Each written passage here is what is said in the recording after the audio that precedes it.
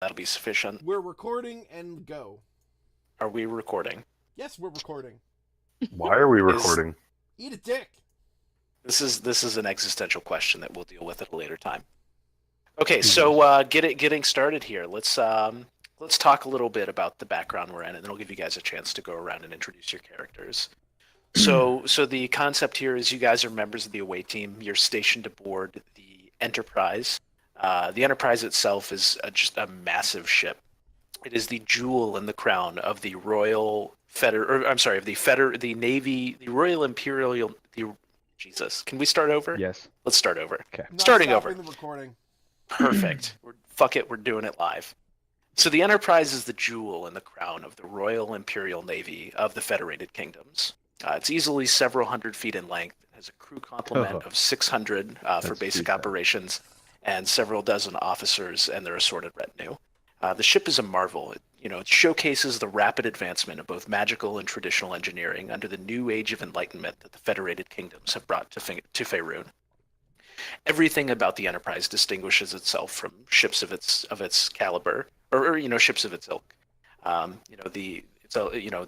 the sleek the sleek gray ironwood siding to the saucer-shaped protruding bow, to the twin evocation nacelles at the rear of the ship.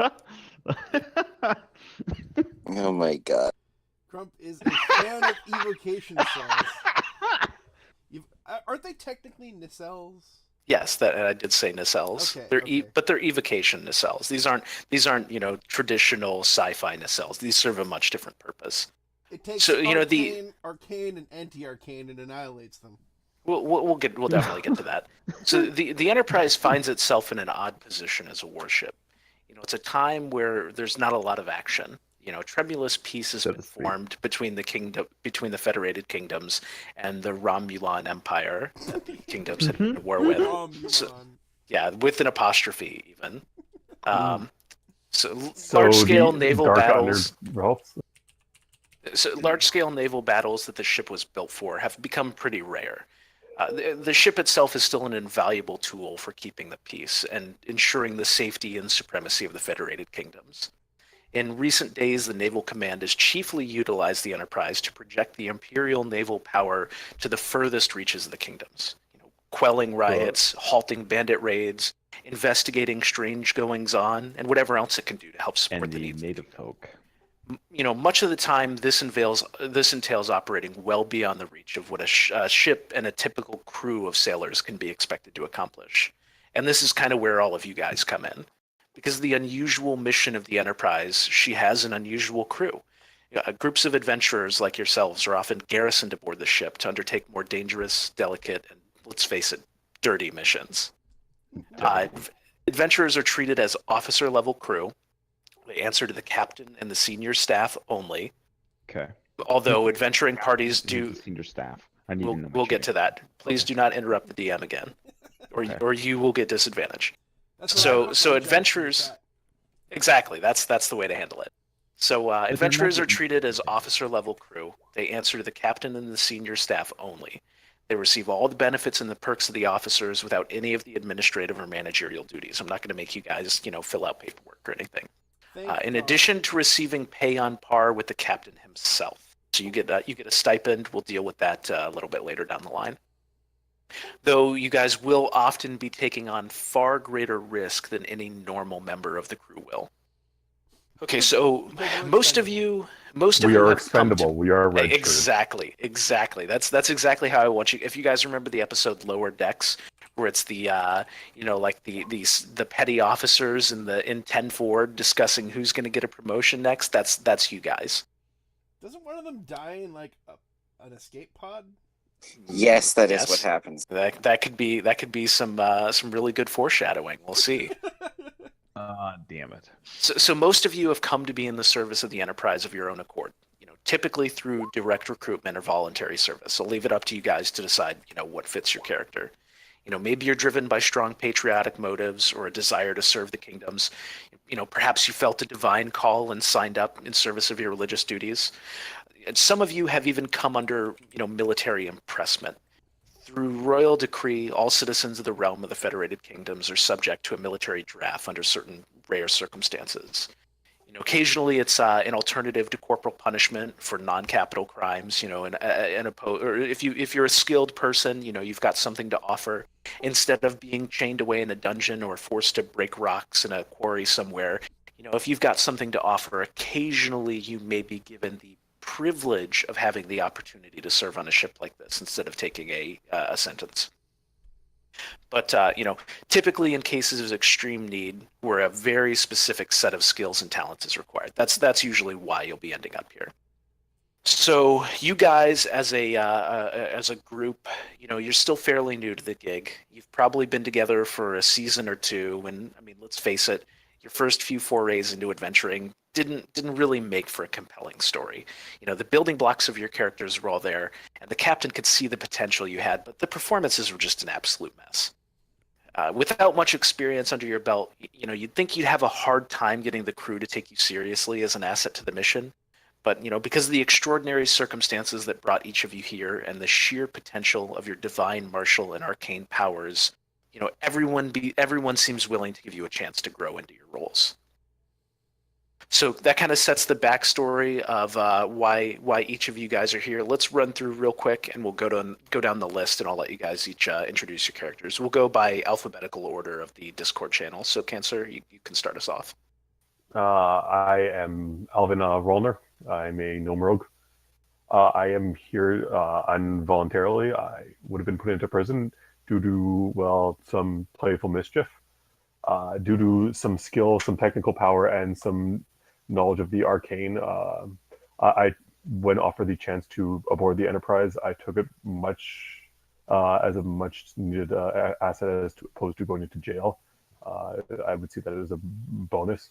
I am not above playing dirty or doing things, trickily, but I do value friendship and loyalty, so prove loyalty to me, and I will be loyal backwards.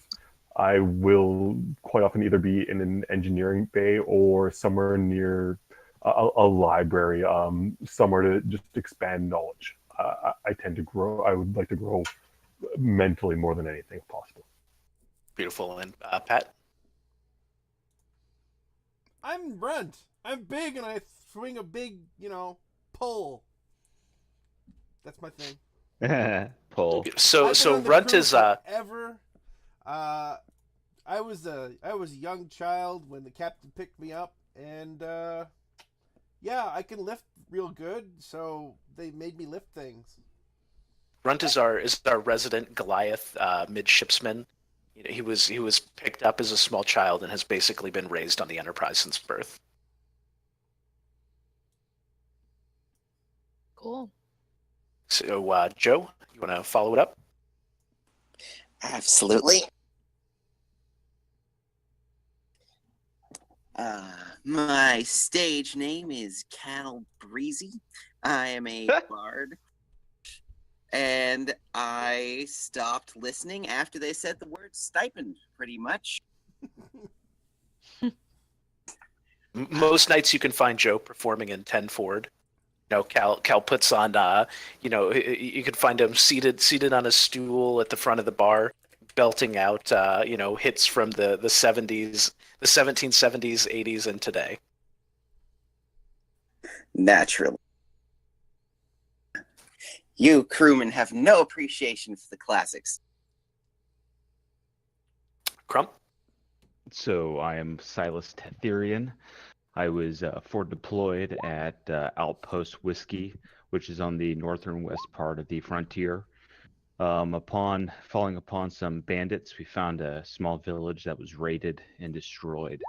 Out of that, I walked away with a ancient tome. I really am not sure quite, what it does, but upon returning to the village in which I was stationed and living, I found my family was killed. So, wife and 3 children. So I vowed to basically do what I could to reinstate justice and to find the men who did such evil and to bring them to their end. no matter what the means. I'm a very independent person. I hate people who always depend upon others. I have a pretty crude sense of humor just because of all the battle and death that I've seen as a healer in the past. I won't leave anybody behind because of that. So you know that I'll come after you should something happen. And I just wanted to let you know that I'm willing to do whatever it takes to bring those dirty bastards to justice. Beautiful. And Mandy? I am Norisius Kiri. I am a Dragonborn, only 31, which really isn't all that old for Dragonborns. I started out as a worshiper of Bahamut, the dragon god of justice, and some very, very pressing circumstances led me into going to the Enterprise and seeking out the captain. I came here fully by choice. Well, fully by choice in that I was forced to make the choice. I wasn't, in prison or anything like that. I am lawful good in every sense of the word. So if you do something bad, I'm gonna look at you sideways and you're not gonna like it. Okay, beautiful. And Dan? My name is Donald Beasley, and I'm not here by choice. I am here because the Empire thinks I'm destined to be a powerful wizard, but I'm not. I'm a pretty shite wizard, actually. Yet they keep throwing me into task after task, battle after battle, and I stick around because I'm looking for my Marissa. I lost her when I was much younger, and I've been searching for her ever since. The captain insists that one day he will fulfill the prophecy. We will find your woman. As a wizard of the I'm sorry, what kind of wizard were you again, Dan? It was A diviner. diviner. Yeah, absolutely. So I mean, prognostication, prophecy, that's right up your alley. It's not completely unreasonable for people to expect great things from you given the connection that you have to otherworldly knowledge. My backstory is that when I was a teenager, there was an evil wizard that would take girls from my village, and one year he decided to take one of the girls that I fell in love with. Her name was Marissa, and when he grabbed her and took her, I tried to stop him, and he began to cast a spell on me, and out of nowhere, some celestial being appeared to me, telling me that I must find him, and when I came back into consciousness, both him and Marissa were gone, and so I've been searching for my Marissa ever since. The villagers think I'm a powerful wizard. They think I killed the wizard, but I don't know if I did or not. If I remember correctly, the encounter with the Celestial gave you some kind of boon that may have backfired to some degree, or maybe left you not with your complete faculties. Yeah. Yeah. So I mean, the source of Dan's intelligence deficit isn't necessarily natural. He may not be inherently a stupid person, but as a result of some kind of magical mishap, you guys all get the impression after spending any amount of time with him that all of the gears aren't really turning up there. Like there's a screw loose or something. I mean, Data's not really an apt comparison. Think more like Dan's basically our Wesley Crusher. The only reason I'm able to learn spells is because I have this relentless need to finish what I started. And so, when I want to learn something, I set myself to it and I accomplish what I set out to do. So it's not like But it's hard. memory loss kind of issue. No, I'm just not a really smart wizard. It's more like magical traumatic brain injury. Okay, so let's start things off here. So you guys have been on some missions before. Nothing too major. It hasn't gone super well in the past. So exactly post-traumatic magic disorder. I love it. But yeah, so you guys have gone on some missions before in the past, but nothing major. Nobody's really entrusted you with anything before.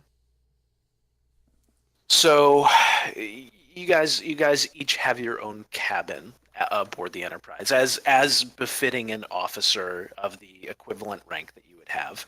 We can flesh those out a little bit more. I want you guys to kind of think about what your cabin looks like and what kind of accoutrement you have stashed away in there. What kind of personal effects you've got. Like I'm picturing magical pinup posters. That's the kind of shit I want to hear about. But we'll get to that later. So you're all awoken early. Well, Pat, your character, I picture sleeping in a hammock in the lower decks with the regular crew. Though I have a cabin, but I literally sleep in a hammock as if I was with the rest of the crew. There's another hammock in there that's just never used. Yeah, you've been on the crew for a long time. Your promotion to the adventuring party has come as a result of some events that nobody really foresaw out of you. Nobody really saw that you had this potential. Everybody always knew that you were a big guy and naturally strong, but because of your personality, nobody ever thought you were really the take charge type until recently. I'll leave it up to you if you want to talk about that incident now, or if you want to flesh it out later on down the line. I like sailing. I stabbed a guy with a mast once, though. Then they put me in charge. That's pretty much what happened. During an attempted raid on the ship, one of the main masts of the ship had broken loose, and Runt was able to use that as an improvised weapon and just absolutely sweep the deck of the boarding party. And up until this time, because Runt was kind of seen as a happy-go-lucky, he was the little guy around the crew. The crew has watched him grow up. Nobody really saw in him a capacity for violence, but as with the jibbin. Exactly, he even knows the name for it. He's a good sailor. Runt knows his sailing, and that sailing's what he does, and sailing's what he loves. The idea that Runt has a capacity for violence has taken everybody by surprise, but nobody can deny the natural inclination he's got, and just the sheer raw force that he can wield makes him such a great addition to the away team. So recently the captain decided that on a tentative basis they were gonna put Runt out into the field and see if maybe they can develop this talent into a little bit more. So you're all awoken early by the ship's bosun whistle. The shrill call is enough to pull each of you out of even the deepest sleeps. Even those of you aboard the ship without a history on the seas have come to learn these calls very quickly. It's very important to master the knowledge of what each call means. This one you hear in particular is the all hands on deck call. Each of you know that a muster this early on the shift is very unusual. This almost never happens. So you kind of, on hearing this call, on hearing the all hands on deck call, you kind of know that it's probably time to get out of bed and make double time and fall into ranks on the main deck of the ship. Yay, it's sailing time! So I'm just gonna assume you guys, kind of roll out of bed, make your way up there. Some of you probably a little more slowly than the others. So as you make it from below decks up onto the main deck of the ship, the main deck of the Enterprise is massive. It's easily over 150 feet across from port to starboard. The main body of the crew is already assembled in ranks on the ship. They're 4 deep on either side of the lower part of the deck. You guys each trickle in. Naturally, you're the last to arrive, and you form a loose group off to one side. The boatswain sounds another blast from the whistle. This one's a little bit different. This is the silence call. So as the boatswain sounds off, the deck goes completely still and silent. Everybody else is just at attention, in ranks, just ready to serve. So the doors at the top of the stairs leading up to the upper balcony that overlooks the main deck slide open. The captain and the first officer stride out from within the main bridge. Captain Jean-Luc Pierre is an older gentleman, bald but beautiful, and with a life in his eyes that few men of his age retain. His first officer is Commander. Skin flute. Absolutely. His first officer is Commander Wilhelm Reichhorn. He's tall, dashing, old enough, and with more than enough experience under his belt to be a captain in his own right, but his baby smooth cheeks are definitely holding him back from career advancement. So the captain looks down at the crew and he says, "All hands, this is the captain speaking. We have received a priority 1 request from the Naval Fleet Command. We are to set course and return to Naval Fleet headquarters in Waterdeep immediately." His voice, seems to emanate from all around you. Even though he's a fairly small figure at the top of the decks, you feel like you can hear him from all directions at once. He says, "Ensign, lay in a course for Waterdeep. Storm Factor 7. Begin preparations for immediate departure." As he says this, you see several groups break ranks. The Arcaneering team peels off from the main group, and just heads right to the sails. They begin rigging the sails up, and another group heads off to the rear of the ship, and they start priming the nacelles at the back. You're not really sure what's going on back there. Does anyone walk in front of me? You guys are kind of standing off in a loose group on one side. Everybody else is just straight to business right down the middle of the ship. So you guys they kind of bypass you guys and get right to their ship. So the captain then says, "Away team, assemble in my ready room." Then he kind of spins on his heels and re-enters the main bridge. Okay. At this time, I go ahead and grab my notebook and pen, ready to take notes and head that way. Perfect. So Crump is up the stairs. I'm guessing he's leading the party, and the rest of you just fall into ranks behind him. Any stragglers? No, I'm right behind him. Ready to go. Let's do this. I'm straggling behind a little bit just because I'm not fully paying attention. I am very much in agreement with Dan. I'm dissatisfied by this order, but I'll reluctantly go along. So Runt kind of sees you guys hanging back, and he says, "The captain called," and just kind of like scoops you guys, scoops you guys with his big arms, and just kind of like herds you guys up the stairs. And then at that point, I thank Runt for taking the initiative. So you guys climb the stairs to the upper deck and enter through the big sliding doors that open up into the main bridge. The main bridge itself is a large circular room. There's an upper level, and then the floor kind of slopes down to the lower level where the captain's chair is.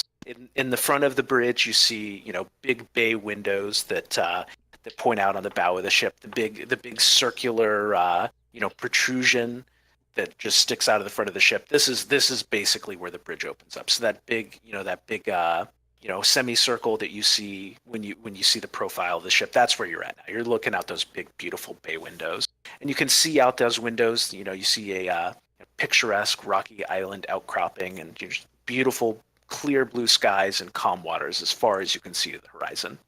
Along the back wall of the bridge, opposite the windows, are a ring of man stations. More important members of the ship's crew are busying themselves, making notations in logs, plotting courses on intricate maps, and fiddling with an array of whirring and chirping mechanical and magical contraptions that you can only guess at the functions of. The doors into the captain's ready room are down to the left. You know that the officer's briefing room is over on the right. I'm gonna assume that Runt continues. Crump taking the lead, Mandy right behind him. Everybody else following up the pack as Runt kind of herds you guys over to the captain's ready room. Going as fast as I can to the ready room because I'm super excited. This is like anytime the captain wants to talk to you, exactly. Yeah, when the captain wants to talk to you personally, like that is a special occasion. It's like your birthday and Christmas all wrapped into one. Oh my God, guys, we're gonna meet the captain.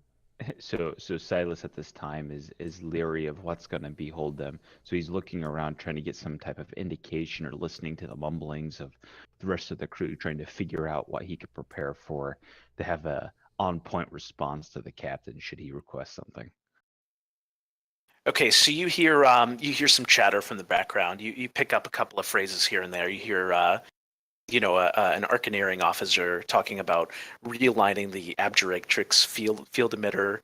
A couple of other things you don't understand about harmonic frequency shifts, and just most of it just kind of sounds like gibberish to you. From the looks of it, it just sounds like they're making preparations to get the ship underway. Copy that. And then at this time, I'd like to kind of hold up a little bit and talk to Beasley and be like, "Hey man, are you noticing anything out of the ordinary?" Since he has the knowledge of the arcane that I do not. What? No, I'm sorry. I'm daydreaming about Waterdeep. I can't wait to hit the taverns. So yeah, so he notices nothing, completely oblivious to what's going on. Fine. What, do Okay, have to so you go guys, to the captain? So Runt just herds you guys right into the cat. He's Come on, basically guys, get tripping over you guys to get in there. He's the only thing he's more excited about is getting to share in this experience with the rest of you. So he guys wants could be you all in awesome. there desperately. Kiri almost smiles at the whole runt thing because he's kind of like a puppy, but doesn't actually. So you guys join the captain in his ready room. So the captain's ready room is decorated. Yeah, beautiful. The captain does not return your salute. He remains seated. I hold the salute until the I'll captain come to returns it. it. Silas comes to attention. And So, okay, salute. so you enter the captain's ready room. You know, it's very similar appointments to the bridge itself. You know, you've got the pinkish, like tan walls and carpets, just very like what we would consider very 90s. I mean, it looks a little out of place on a modern ship, but you know, it's just the style of the times. You see, the captain's got a perfectly round circle fish tank in one corner. There's a painting of a couple of other sailing ships and some little models around his desk. So as you enter, the captain is seated at his desk, and he's reading a book as you walk in. You guys walk in kind of loosely grouped. He says, "At ease," and tosses his book onto the desk. I try and catch what book he's reading. This mildly interests me, and I am, yeah. In gold filigree letters on the cover of the book, it says "Captain's Log." But you can discern nothing else beyond that. So he says at ease. He says each of you are here. I'm sorry. So he glowers slightly as he looks disapprovingly over your slouchy postures and generally disheveled appearance of some of you amongst the team. You know, he looks with a little bit of praise at Runt. Loves that salute. Loves to see him and Silas standing at attention. So he shakes his head a little bit and he says, each of you are here for a reason. Your unique talents and abilities are of the utmost importance to the missions of the ship and the Federated Kingdoms themselves. So, who's got the highest passive perception here? I'm guessing it's probably Cancer. Mine's You 11. would be the one to know that, Trends. Oh, No. So somebody go ahead and make a perception roll here. my passive perception is 12. So He's got me beat. I have a 9. Yeah, mine's 11. Where's perception? So. it's passive perception. Should be under your. But you can't click on it though. Yeah, Where you is it? don't make a roll. It's on the front page. Your passive wisdom score. It's under your ability sheet or under your abilities. We're just gonna go with Amanda. So Okay. Amanda, Friends, I have a 5 wisdom. Jesus. So how do you roll if you can't click on it? I have dice. I can You just can't roll you for can't real. roll passive perception here. Awesome. Oh, well then why were you saying can, roll? Okay, so you can roll okay. your perception if you. Yeah, choose this to is make a perception. passive. This is a passive check. Okay, All right. so So Amanda, you notice that you notice a growing darkness outside the ship's windows. Like you look beyond the captain and you see storm clouds on the horizon. You know, before things were just absolutely pristine out, but now you see some kind of dark clouds forming out there, and it kind of sets an ominous tone to the speech the captain's about to give you guys. Kiri smirks a little bit because she loves a good storm. So we've been recalled to Waterdeep, the captain says. A Federation excavation crew has made an unusual discovery while digging beneath the foundations of a Federation stronghold. Because of the unusual and highly sensitive nature of their findings, they've requested the assistance of the Enterprise. You know, by this point, the clouds you've seen growing on the horizon have darkened frighteningly. You can see that a storm is rapidly approaching the calm waters around the ship. You can see, huge waves, 9-foot waves forming white caps as the steady gusts of wind begin to blow at hurricane force.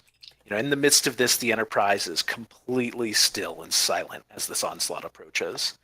The bulk of the storm front comes within 100 yards of the Enterprise, and the ship doesn't so much as rock. You may catch some faint outlines of a perfect sphere at the point where the calm water surrounding the Enterprise stops. So can we all see out? Like, are these like giant magical bay windows? Yeah, no, the windows in the captain's quarters are not nearly as encompassing as the ones on the bridge. This is like he's kind of off to one side, so he's got a much narrower field of view. But you can still see that same like outcropping of islands. But what was previously, just a picturesque, beautiful summer's day, cloudless and serene, has now become like a hurricane force storm approaching the ship. Neat. So the captain continues. We don't need to dwell on the details of your previous mission. Coming to terms with the loss of a colleague is perhaps one of the most difficult tasks we face in the work that we've chosen to pursue. We will all find time to grieve for Lieutenant Czar in the days that are ahead. God, But I for miss now, him. we must celebrate her life by living ours. God, I Lieutenant miss her. Lieutenant Czar's death is very painful for all of us, and we'll have to deal with it as best as we can for now. But our feelings are going to have to wait. Is that understood? Yes, sir. Y'all kind of nod in agreement. Which one was she again? Lieutenant Czar. Captain, I'm sorry. What was that? Are you guys actually addressing the captain?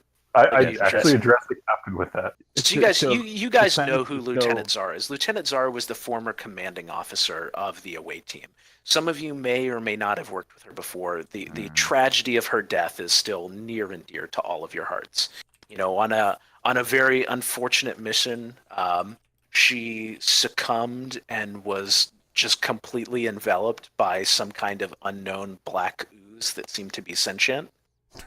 It was a So, very How did we know it was sentient? because it spoke to you. I mean, it was we can, if we want to dwell on the loss of Lieutenant Czar. I mean, we can definitely have like a flashback sequence later on. Okay. Okay. But- Now back to the current. So, Captain, who's in charge? Our So away the team's been captain- the missing captain- and in charge. The captain looks at you very disapprovingly for speaking out of turn, Mm. and he says, "Runt, of all people on this crew, you should know when and when is not the proper time to address the captain. I'm You sorry. will hold your turn until you are addressed." Yes, Captain. Captain glowers a little bit more. So he says, given the loss of Lieutenant Czar, we must select a new ranking officer for the away team. Being a leader is the greatest honor that others can bestow upon you, so treat that honor with respect. Remember that individuals give you that honor because they believe in you. They support you when you take risks. They trust you to find solutions to their problems, to educate them when they do wrong, and to trust you to support them unequivocally. As this unique mission is requiring all of the support the Enterprise can bring to bear, we will need to assign officers for the following positions. We need an Arcana officer, a medical officer, a tactical officer, an operations officer, a helmsman, and as he's saying this, he's reaching inside a very, very small pouch on his desk, and he starts pulling cloaks out from inside of him. He pulls out a dark red cloak, a coppery yellow cloak, a teal cloak, a metal-studded bandolier, and a handful of dull brass rank pips. The last thing he pulls out is a woolen gray sweater with several bright colored stripes ringing the shoulders. He throws this sweater at Dan's character. He throws it right at at Donald. Shut up, Donald. And he throws the sweater to Donald and it says, "I think this will fit you very nicely, young man." The captain says, I'll leave it to the rest of you to decide what ranks you each want to fill. So let's basically, so you guys need to figure out among you who's going to be the commander, who's going to be the Arcana officer, who's going to be the medical officer, the tactical, the operations officer, and the navigator/helmsman. One of those positions is going to go unfilled because Will wasn't able to join us tonight. So he's going to get the sloppy seconds here, unfortunately. So yeah, so you guys, the captain, Wait, what were what were all the positions again? So the Can positions you are just put them in commander. chat? Just Yes. type them in the chat if you could, and then we'll figure it out from that. Agreed. I've been trying to type this all, and it's just not working.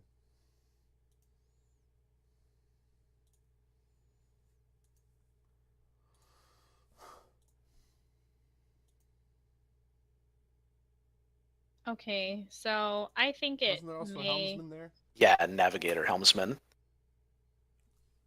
Dibs.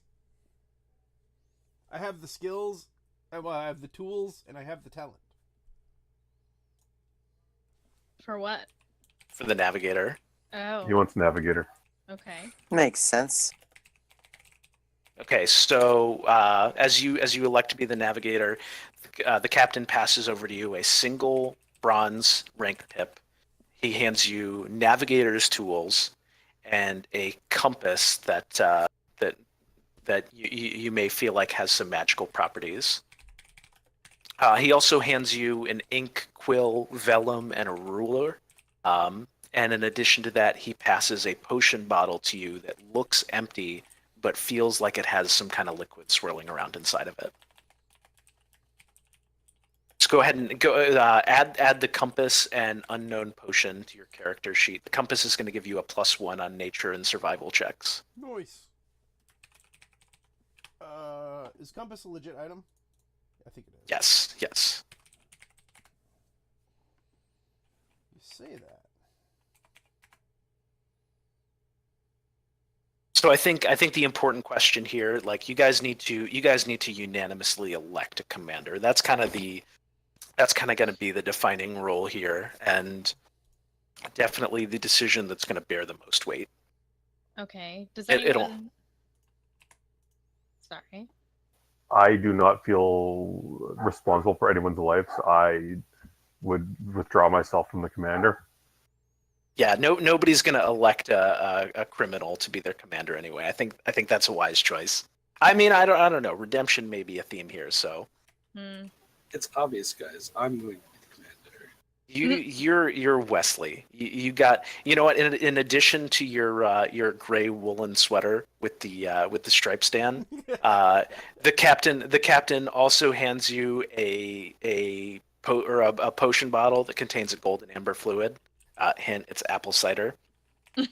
And he also hands you but he does also hand you a thin but solid-looking leather-bound tome. And you know, this tome, and he says this tome is going to allow you to resupply the away party with, or the away team with, food and water as necessary. Thank you, sir. So this tome is going to grant you the use of create food and water spell as a ritual. It's a 10-minute ritual. It is not going to require a spell slot, and there's a skill check involved in determining the quality of the food that you actually create here. I'll put forward Dan's name, Donald, to the commander, and I'd like to take myself forward on the Arcana officer. Okay, so the captain pushes over to you a teal cloak, 2 rank pips, and a bifurcated wooden stick in the shape of a dowsing rod that he calls a bicorder. So the bicorder is going to give you the bicorder is going to give you a +1 on all Arcana checks while you wave it around in the air and mimic tricorder sounds from Star Trek. But you actually have to mimic the noises to get the bonus on the check. He also remember what that noise is, but yeah. any kind of beeps and boops, I will accept. You just have to actually make the noises. Who lost the beat? He also- Sweeps. He also hands you a thick yellow, or a potion containing a thick yellowish liquid. Occasionally, you catch glimpses of what looks like an eyeball inside the potion. Ooh.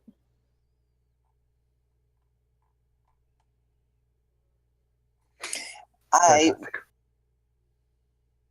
I would like to submit myself as the medical officer. I may have to disagree, but it would I also depend. disagree. So I mean, you guys do have Crumpus. You know, he does have a background as a healer. He's a You've got combat Amanda, guy. who's a cleric. I mean, I'm not gonna like dissuade any of your choices here because I left this open ended. But Okay. Here's the thing. No, you make a fair argument. However, my character is thoroughly convinced that his expertise in hangover cures makes him qualified for battlefield medicine. So Absolutely the not. operations officer, Joe, is kind of like the liaison officer. He's going to be the the one dealing with foreign contacts, kind of greasing the wheels a little bit, making sure that shit gets done. Okay. That does sound more up my street. Sorry, that was operations. Yeah. Yeah, So- absolutely. So Joe, the captain hands you a coppery gold cloak, a single rank pip, and a magnifying glass that's going to grant a +1 on sleight of hand checks. He also gives you a potion that contains a yellow fluid streaked with black that swirls on its own. You got to get.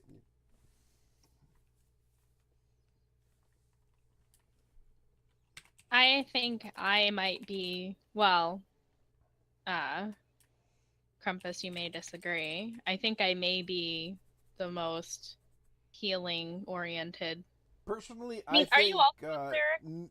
I think Nori should be medical, while Silas should be tactical. I think the commander should decide, and I believe that the healer should take over the responsibility of healing. Right? So I mean, you guys still have not elected a commander. Yeah, we don't. I elected like myself. the idea of the commander being Donald. Okay, so Donald, in addition to your lovely sweater, the captain hands you. Wait. Good point. The sweater. No, this has already been Oh, wait, decided. wait. So you've already pulled the sweater on, Dan. You're wearing the I thought sweater. this was supposed to be the command sweater.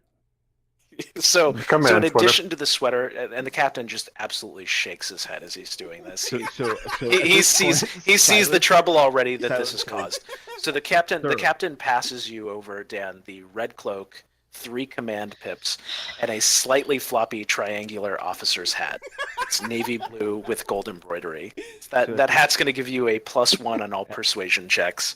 And he also passes you a potion containing a purple liquid with an ovoid cloud of pink floating within it.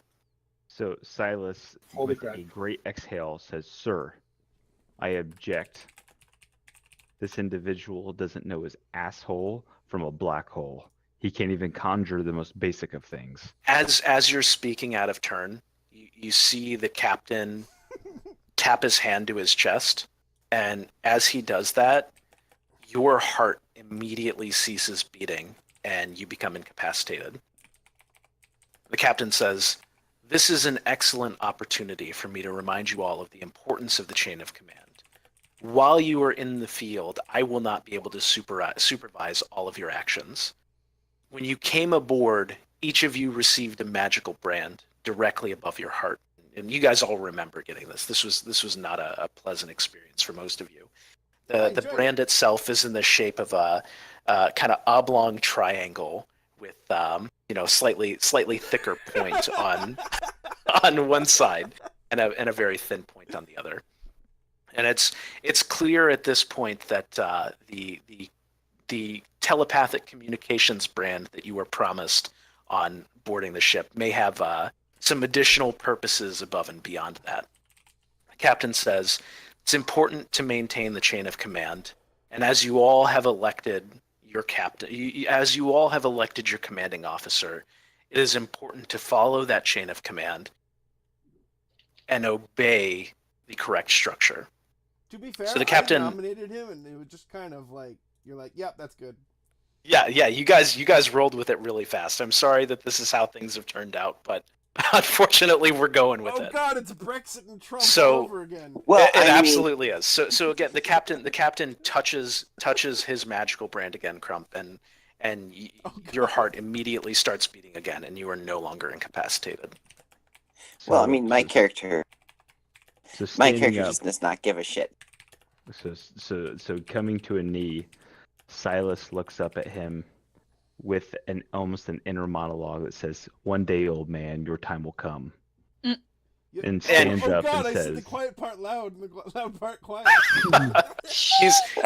The captain is oblivious to your glare. He does not regard you as an entity of any kind of threat whatsoever. So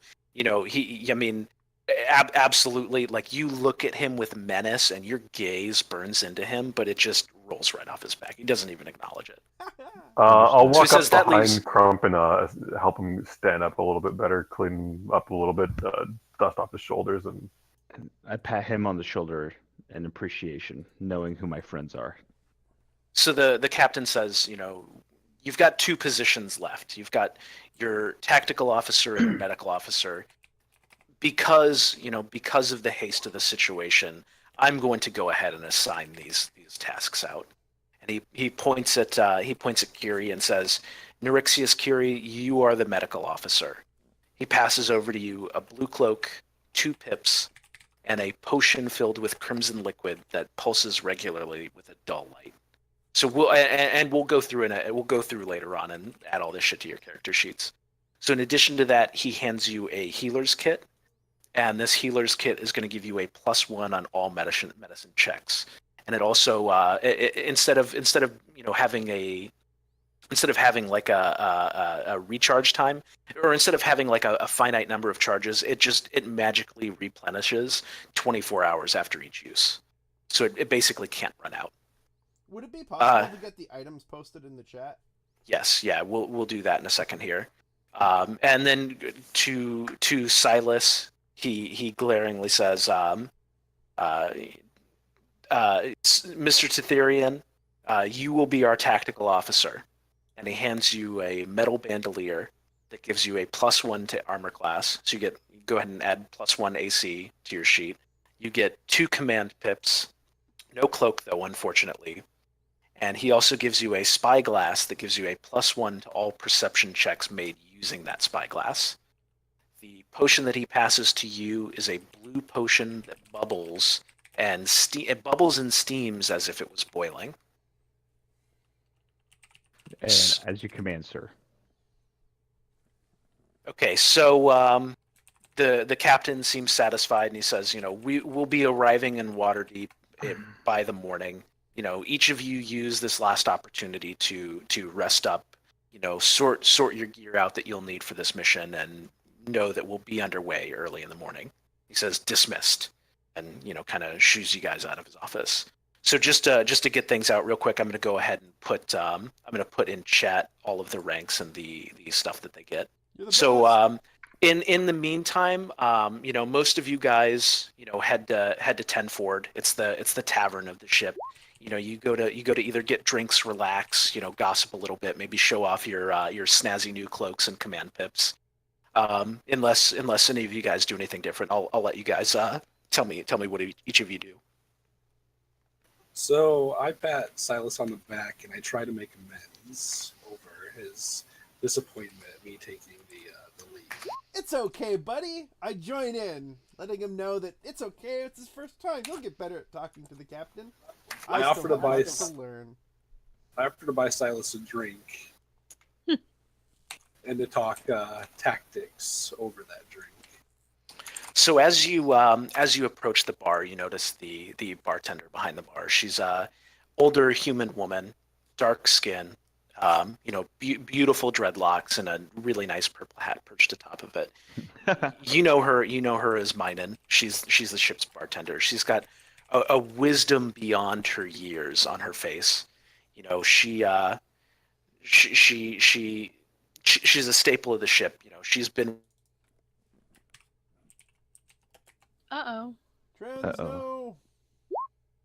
No. Ripping pepperonis. Oh, no.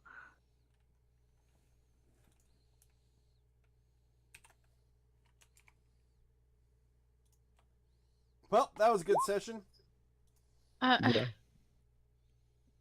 everybody falls into the void. And there's nothingness. I know, right? He's still posting He's- things.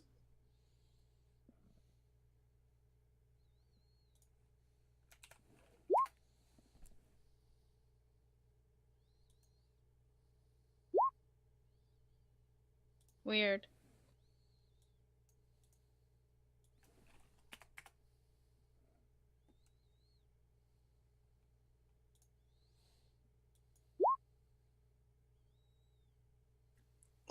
Photo bucket. What is this? 2003? Look, I can only find the image one place. What I'm also image? trying to give you a better link. I'm trying to give him a profile pic. I have everybody else's profile pic up in the middle of the screen for the recording, Mm. so we can reference people when they talk shit. Okay, I don't know how much of that. I don't know where I cut out there exactly. I'm sorry about that. Just You- about after you posted the medical officer. Yeah. Basically, when you were describing Whoopi Goldberg. Okay, so Minen, the ship's bartender, she's beautiful dark skin, long dreadlocks, wonderful, lovely, ostentatious purple hat. She's got a wisdom in her eyes that just speaks of a knowledge that seems to exceed her years. So Dan, as you approach to get a conciliatory drink for Silas, she gives you the knowing look and hands you the drink over as she eyes you walking back over to Silas.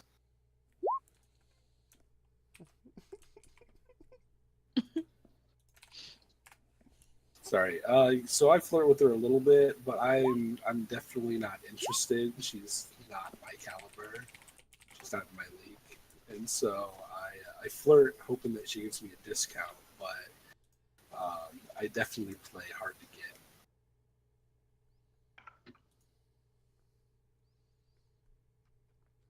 I go and brag to all of my buddies that I'm on an away team now, and we've got super special missions to do. They are super impressed. Yeah, we got this. We drink heavily. Also, would like the ship's blacksmith be there? Not in 10 Ford. He's got the blacksmith and armorer have their own shop set up back in the So they're not archeneering just section. getting a drink or anything, or with me. I mean, it's kind of keep in mind it's still fairly early in the morning here. You guys have been woken from your peaceful slumber. Probably spent maybe half hour max in muster waiting for the captain to address you guys, and then we'll say another hour or two figuring out crew assignments. So it's probably midday. It's lunchtime now. So you may get some of the assorted crew trickling in and out, but most of the hardworking members of the ships are actually doing real jobs. I'll wait for people to leave Silas alone. So it's just me. I'll sit down beside him and I'll whisper to him that the only reason I put Donald's name forward because I thought it'd be funny to put the idiot in charge. Let's be honest. So this kind of place can be a shit show at times, and I got to have some fun if possible. You guys both kind of glare over at Donald, and you can see he's put the hat on, but it's completely backwards. And so I this like point, the cut of Silas his kind of jib. chuckles, pats his new friend on the back, and says, "This imbecile's gonna get us all killed." Don't worry. We can guide him into the glory that everyone says he's worth. We'll support him the whole way through, even though we're the successful people, as to him just being the man in charge. I go up and pat Donald on the back. Go, congratulations, buddy. You're in charge. Big shoes to fill. I know you'll do great. So I arrive at the table with the drinks and I say, "Yes, Silas, I may get us all killed, but first, I'll get us all drunk." Yay! And then Silas chuckles and says, "Well, there may be some wisdom to this man," and then takes the drink. While you guys enjoy your first round, Joe kind of makes his way up to the stage at the front of 10 Ford and assumes his seat on his usual stool. And Joe, I'll leave it to you to tell us what ballad or what the musical rendition is for this afternoon. As I approach the stage, I pause briefly at the bar, requesting a Bloody Mary for the prolific hangover I have from the previous night and the lack of sleep there pursuant. Minen kind of looks at you and shakes her head. She says, I'm not familiar with that drink.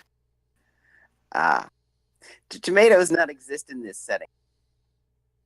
No, you don't have tomatoes aboard a sailing ship. That would be reasonable. Plus, who is this Mary you speak of? And why is she bloody? Okay, forget I said anything. Would you like a nice ale instead? Yes. She pours you an ale. In fact, I would collect 2 just to save time. She pours you a second ale and passes it over. I collect both in one meaty dwarven fist and walk towards the stage.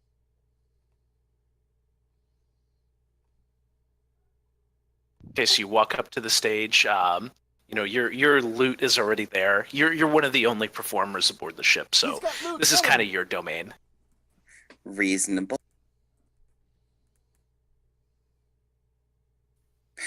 And I pick up my loot and begin to play the only song I can remember in my current state. Which is? A particularly bad cover of the theme to the A-Team. And how does that go? Ding, ding, ding, ding, ding, ding, ding, ding, ding, ding, ding, ding, ding, ding, ding. Everyone You should guys take an are opportunity- absolutely inspired. Everyone should take an opportunity to check out Cal Breezy's new profile pic. I haven't actually figured out how to insert it yet. Don't worry. I've taken care of this. So Oh. you guys are all Oh my thoroughly gosh. inspired by by Cal's rendition of the A-Team theme song. Oh my gosh, I love the picture. I like to think of him lyrically saying the thing. If you've got a job and you can find them, you might just hire the A-Team. Oh my god. Oh yes. You see, I had actually intended to come up with some stuff, but I wasn't You did. expecting this to come out of the thin air. You'll have plenty of time. You'll have plenty of time to prepare that material. So you guys spend some time, exchanging drinks, engaging in some general revelry and rabble rousing.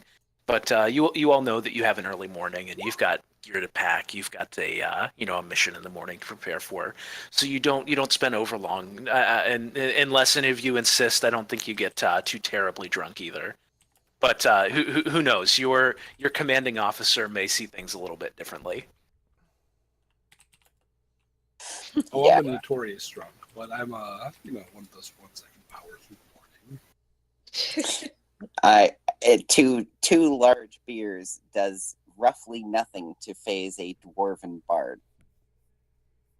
So you guys spend the rest of the day, prepping your adventuring gear. You get your pack roll tightened up, strapped to your backpacks. You make sure you've got your tents and your flares and whatever other accoutrements you decide to lug along with you. For the most part, you guys make an early night, and for the most part, it's very uneventful. The ship has been underway this whole time. The two nacelles at the back of the Enterprise, they serve a very, very special purpose. Each nacelle has its own function. There's an evocation nacelle and an abjuration nacelle. The evocation nacelle basically summons storm clouds, while the abjuration nacelle projects a force field around the ship. So the effect of this is that the Enterprise summons storms ahead of and behind it that it itself is almost never subject to. So it basically creates storms that provide it with a limitless amount of wind and just pristine sailing conditions. I mean, you guys sleep like babies. You can't even feel the ship rocking. So you guys have a fairly uneventful night, and by morning you've docked in Waterdeep. You guys have an early morning. Whenever the captain arranged for you guys to meet up, we'll assume that he had you meet in the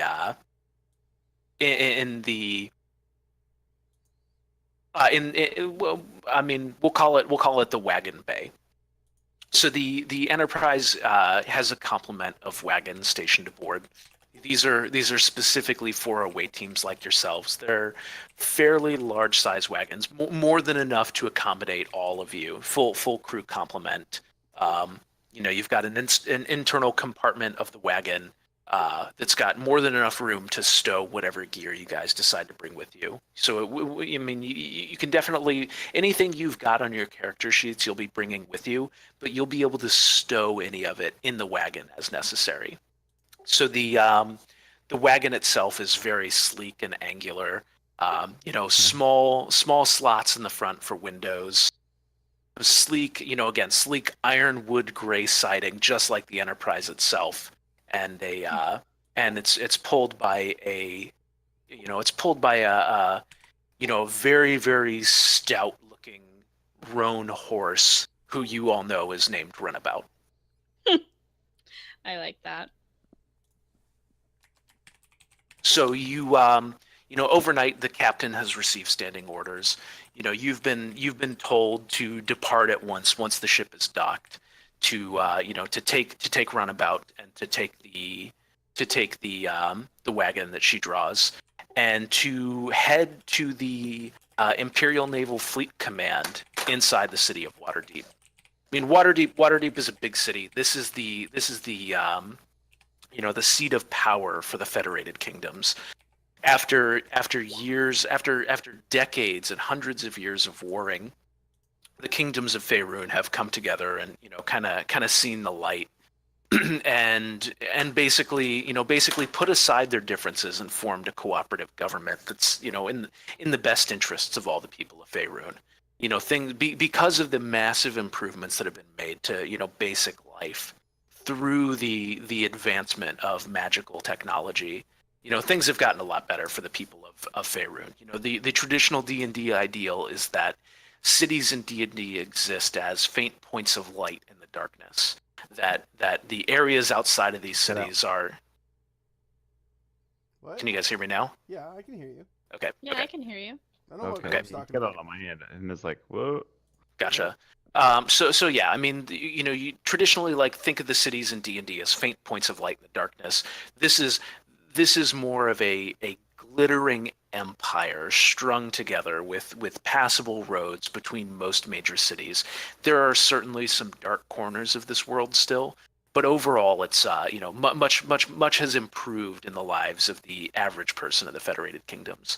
So you guys board onto the wagon. You head into Faerun. It's a fairly uneventful trip getting there. Because you've got a pressing engagement, you guys think it's best not to put that aside really, and you'll probably have time after the fact to hit up the taverns. So you guys head straight to the headquarters of the Imperial Naval Command. As you get there, there's a welcoming party waiting to meet you, and in the head of the retinue of the welcoming party is a half-elf. Give me 1 second here. Trans, are you getting my whispers? Or are you just ignoring me? Sorry. Yeah. You can. You can bring some food for Runabout, but keep in mind, your captain, Captain Wesley Crusher, also received a tome that's going to let him conjure food.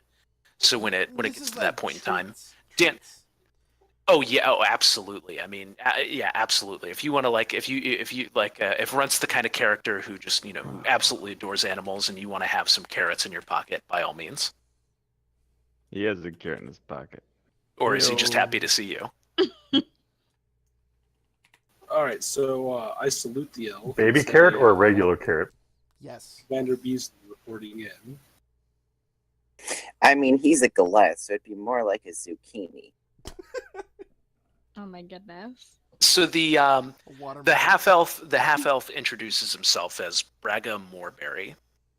He's diplomatic type. You notice that he's got a very unusual silvery skin color, almost a metallic sheen, inspiring deep blue eyes, and shoulder length silver black hair. He wears it loosely around the shoulders. He's got a slender, almost feeble looking build. Some would call him wispy. Definitely a bit of a scholarly type. He looks each of you up and down, eyeing you perceptively, and then kind of stares off into the distance. He seems a little preoccupied. He doesn't actually greet you. I have a longing respect for this man. All right, so I kind of look back at the crew, puzzled. After a minute, he kind of shakes his head and snaps back into it. He says, greetings. Thank you, and thank you to your captain for making so much and for making such haste to join us. I apologize for the lack of detail in the summons because of the unusual nature of this discovery that has been made here. We weren't really sure on how much we could disclose without causing any more trouble. The Naval Fleet Academy has been undergoing some recent expansion efforts. This cave was uncovered.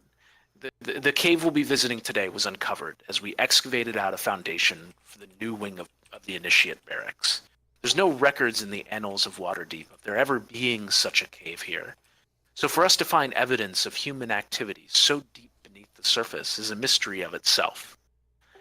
We had some bad luck in our initial scouting efforts. We've lost 2 scouts in total. The third expedition into the cave was in full force, and it discovered some truly remarkable relics. We've secured the dig site itself, but the cave has not been fully explored. So we are surely heading into danger, and we must take every precaution. Our expeditionary team is running low on supplies, and they will be in need of relief. We'll need you to resupply the expeditionary team. The rucksacks you see here, and he gestures, and the retinue he's got with him kind of step to the side, and you can see a couple of sacks of grain, some jugs of water. Some water skins, and some salted jerky and some other food. Says we need you. The rucksacks here will have food and water to last them 10 additional days. Once you resupply the team, secure the artifacts that they found in the cave, and return them to the chief archivist aboard the Enterprise for further study. The 2 scouts that were lost were former students of mine. They were former students of mine at the Academy. If you're able to find any sign of them, I would personally be very, very grateful. And Cancer, I want you to go ahead and make an insight check here. Find the bodies. Got it. I was gonna do a check on it. Okay, so knowing the thieves can't, you're kind of picking up what he's putting down here. He's definitely he's making the right signals. He's making the right gestures. You're definitely getting the notion that that finding out the fates of these students of his, these 2 scouts, is important to him, and he may be willing to there may be some reward in it to him. So at this point, Silas asks him, "What do the 2 scouts look like? Your students?" He says, we haven't heard anything back from them. You can assume that any corpses you find in the cave are these 2. They were a Dwarven male and a human male.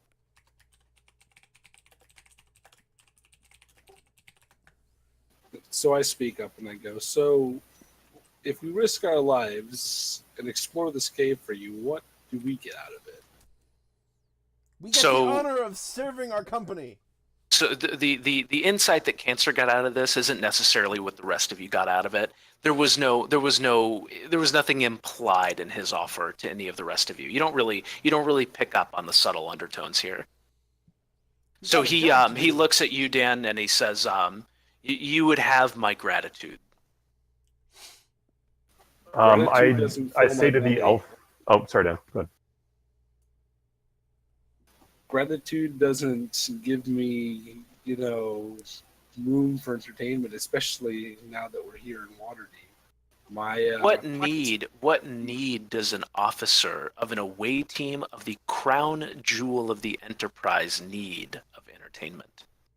It's the officer doesn't need it. My men need it. That is up to you to secure, sir. And he just kind of he looks on you with some disdain. No, that's cool with me. My entertainment is serving my captain. Sir, will you require a autopsy done, or is that something you would you'd be doing on your own of these 2 found corpses? And you kind of give him like the nod and the wink, the subtle signs here that he's looking for, right? Yes. Yeah, he acknowledges it and he says, absolutely. Each of my students bore a signet ring, and I would be very grateful to have these rings returned to me, and kind of gives you the subtle nod and the wink. Makes me think that the ring's worth more than the people. I'll say this will be done. This is a very important task, and we will find these 2 students of yours. So again, the thieves' cant is kind of going over the head of the rest of you guys. The subtle exchange that's happened here isn't necessarily something that you guys have picked up on. This is like this is definitely between Cancer and Mr. Moorberry here. Don't worry, we'll find you guys. We'll tell you where. So he says, the entrance to the cave is at the bottom of the construction site that you see off to our left there, and he kind of gestures over one shoulder. You can see some cranes have been erected, some blocks and tackles. Obviously, a building is under construction here, and in one corner of the building, you can kind of see some scaffolding that leads down into the excavation area. All right, let's go risk our lives. I'll go first. Okay, so you guys gather up the rucksacks with the equipment in them, and you head down the scaffolding and make your way down here. So let's talk a little bit now. Immaterial amount. I mean, it's food. It's food for 3 or 4 people for a couple of days. So it's maybe 20, 30 pounds worth of food. I bet I can carry more rucksacks than anybody else. Runt just dives right at these rucksacks. He sees any opportunity to carry something as where he's going to shine. Woo, just dives right into him. Kiri will carry whatever he doesn't pick up, since they're probably the 2 tallest and biggest of the party. So yeah, let's talk a little bit about the order of approach here for you guys. So who's gonna take the lead? Me. So Runt is. I think that Silas should take lead simply because he's the tactical officer and the most well armored. All right, you better keep up, buddy. Oh damn it! He's gonna rush us headlong into danger. I feign like I want to take the lead, but I graciously allow Silas to protect me. Like any good officer. I'll lead the charge. No, sir, that's a really bad idea. I guess you're right. I would say, despite Kiri's normal need to jump to the front of the fray, she is staying a little bit toward. She's heading up the rear, basically, because she's the medical officer, and if anything happens to anyone, she'll at least be, far enough out of exactly. I realize that the commander is not about to get himself killed, and determined to stay close to wherever he is. Okay, so Silas, you and Runt are taking point here. You guys are up front. Kiri is in the back. I'm assuming Donald is in between the front ranks, and Kiri heading up the back, and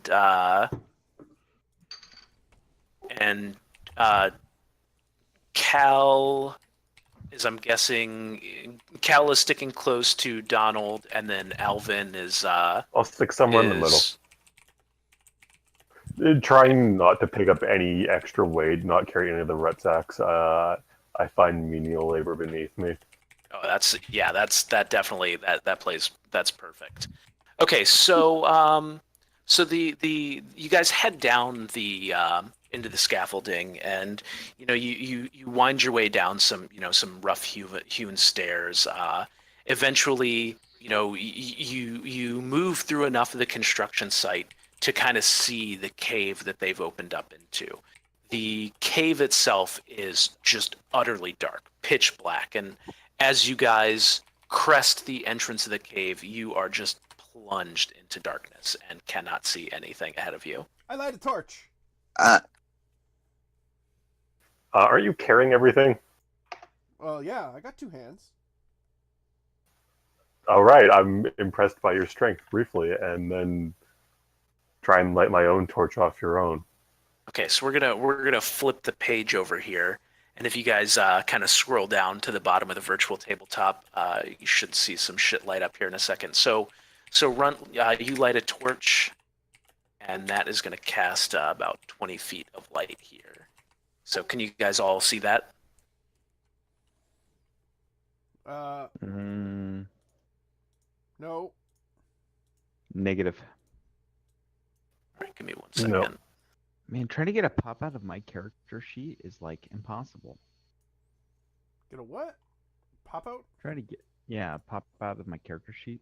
Click on it. Click on the two little things next to your name. Yeah, and it doesn't fill out in the internet. What browser are you using? Or Edge. Well, There's a problem. There you go. Works fine. Okay, it could be much worse. Let's be honest. So Netscape Navigator for Linux running in a virtual machine. Thanks, Satan. on top of the torches trims, I'm going to cast dancing lights to give us a light. And can you link that in chat so I can see what the range is? How do I link it? You just click on it out of your spell book. And I'm going to do nothing because my dark vision allows me to see well enough to not fall over anything, and I don't really care about anyone else. That's the bard's spirit. If I click on it, it says to public roll. Yeah, go ahead.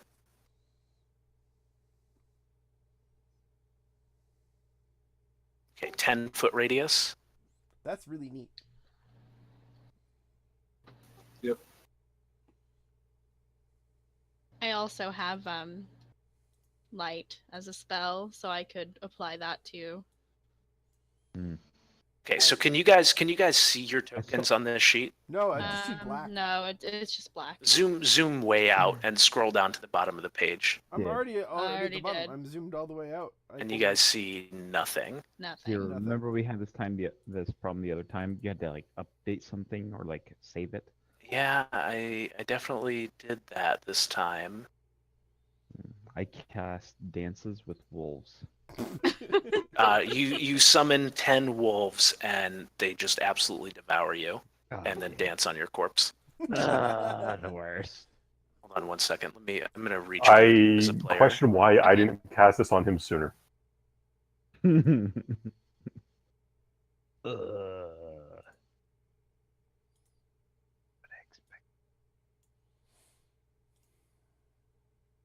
Okay, what the actual fuck here?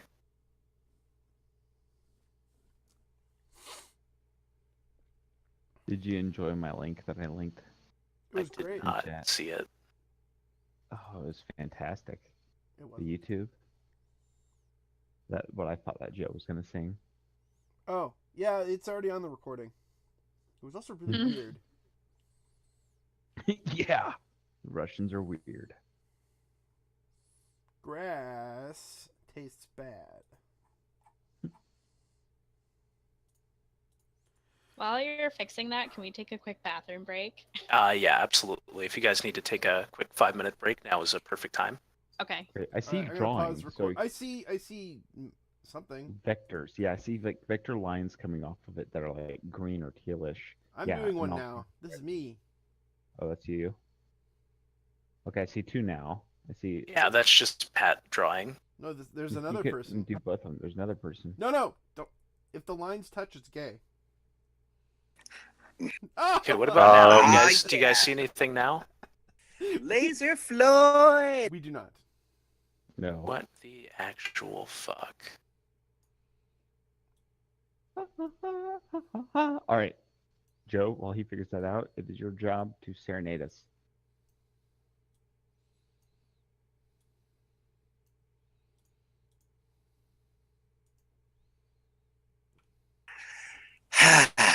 Very well then.